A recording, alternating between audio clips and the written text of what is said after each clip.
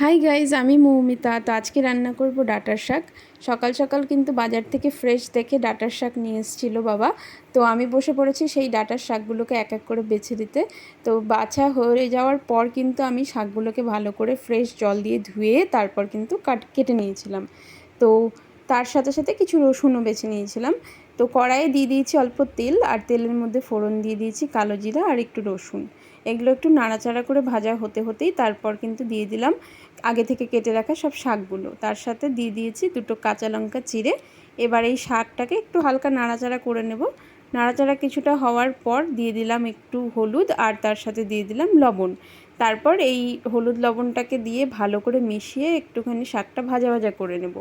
মোটামুটি কিছুটা ভাজা করার পর একটু সামান্য পরিমাণ জল দিলাম।